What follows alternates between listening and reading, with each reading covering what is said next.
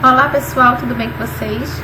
Meu nome é Danúbia, sou professora de Biologia e a gente vai dar continuidade aqui no canal nas nossas aulas sobre ecologia, tá? Na primeira aula eu falei sobre a ecologia e alguns conceitos, tá? E agora a gente vai começar a destrinchar esses conceitos. Então vamos começar hoje falando da cadeia alimentar e teia alimentar. Bom, a cadeia alimentar é o percurso da matéria e energia que vai se iniciar sempre dos seres produtores, tá? E terminar nos decompositores. Ela vai corresponder aí à relação de alimentação, ou seja, absorção aí de nutrientes de um ser vivo para o outro, de energia, absorção de energia de um indivíduo para o outro. A gente pode dizer que a cadeia alimentar, ela se refere ao processo em que um ser vivo serve de alimento ao outro, como está aqui na imagem. Cada ser vivo, ele é essencial, tá, para que a cadeia alimentar, e para o equilíbrio ecológico. Então, todo indivíduo, ele que faz parte do ecossistema, para manter um equilíbrio ambiental, tá, ele vai participar aí dessa cadeia, tá? E qualquer transtorno que possa acontecer com um desses indivíduos vai afetar essa cadeia.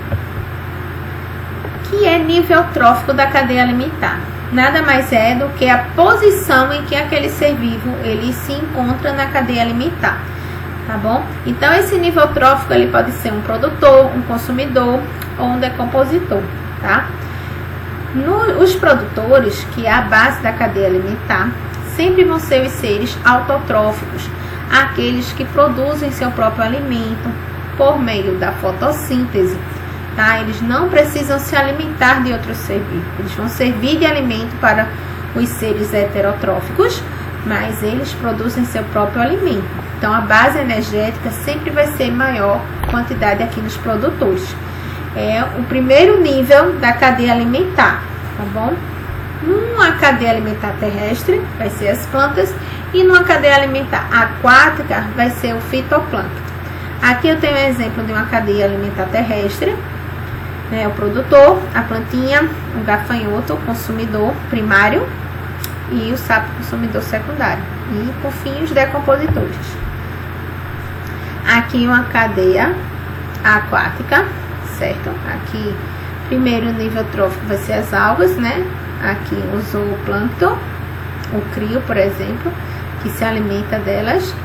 Primeiro peixinho, que vai se alimentar dele, que vai ser o terceiro nível trófico. Aqui é o consumidor primário, secundário, terciário, quaternário, tá? Por fim, os decompositores. Bom, os consumidores, eles são seres heterotróficos, eles vão precisar se alimentar de outro ser vivo para obter energia, tá? E a gente divide aí em primário, secundário, terciário, mas também pode ser quaternário, né? Vai depender do tamanho da cadeia. Então, os primários são os que vão sempre se alimentar das plantas, dos autotróficos, né? Das algas. São os herbívoros, tá? Na cadeia terrestre, quem se alimenta de planta, na cadeia aquática, quem se alimenta aí do fitoplâncton, das algas, vai ser o consumidor primário. Consumidor secundário é aquele que se alimenta do primário, né? Que são os carnívoros. E terciários são os também, podem ser os carnívoros, tá? De grande porte. Então é importante lembrar aí que o nível trópico eles também vai ter os detritívoros, que são aqueles que se alimentam de restos orgânicos, né? De organismos mortos, como abutres, minhoca, urubu, mosca. Então os animais também onívoros, eles podem transitar aí na cadeia, eles podem participar, serem ora consumidores aí primários, ora consumidores secundários, já que eles têm uma dieta que tanto pode ser vegetal quanto carnívora. Os decompositores são importantes para devolver, né, os nutrientes para a natureza, né, para reciclar aí a matéria orgânica. Então, eles são importantes para o ciclo da cadeia alimentar. Eles se alimentam de matéria orgânica em decomposição, a fim de ter nutrientes, né, de obter nutrientes e energia.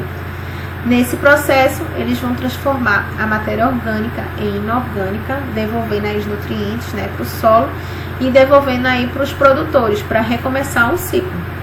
Então, exemplos de decompositores, a gente tem as bactérias, tá? Fungos, principalmente, e alguns protozoários. Então, aqui eu tenho os decompositores, o meu produtor, consumidor primário, secundário, terciário. Tudo termina aqui nos decompositores.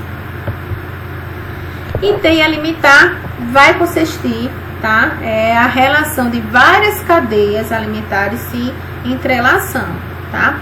Elas representam aí o fato que vai ocorrer na natureza, né? Em um ambiente, em um bioma, um ecossistema, vai ter aí demonstrar várias relações em que os seres vivos têm entre si, tá? Então, é uma cadeia alimentar que o fluxo de setas, no sentido, na cadeia alimentar, o fluxo vai ser unidirecional, já que ele vai ter várias setas dividindo em número de várias interações. Então, imagina que essa cadeia, tá? Vejam essa cadeia aqui que eu deixei de exemplo. Eu tenho o produtor, o coelhinho, que é consumidor primário. Nessa parte aqui, essa eu acho que é a coruja, ela tá sendo consumidor secundário, que tá se alimentando do coelhinho. E a cobra é o consumidor terciário. Mas essa cobra, ela pode mudar de posição, de nível trófico. Então, aqui ela está sendo consumidora secundária, já que ela está se alimentando direto do coelhinho. Então, o ser humano, eles também podem mudar de nível trófico, principalmente por ser onívoro, né? Ele pode, quando ele está se alimentando de uma fruta, de uma raiz, ele está sendo um herbívoro, aí consumidor primário, mas ele pode ser secundário, terciário, enfim. Então, quando esses indivíduos que pertencem a uma cadeia, essas cadeias se diferenciam relacionando com outras cadeias, a gente chama de teia alimentar. É a ligação de várias cadeias. Bom, e o que pode causar desequilíbrio na cadeia alimentar, né? As cadeias, elas vão mostrar as relações de alimentação existente entre os seres vivos de um ecossistema.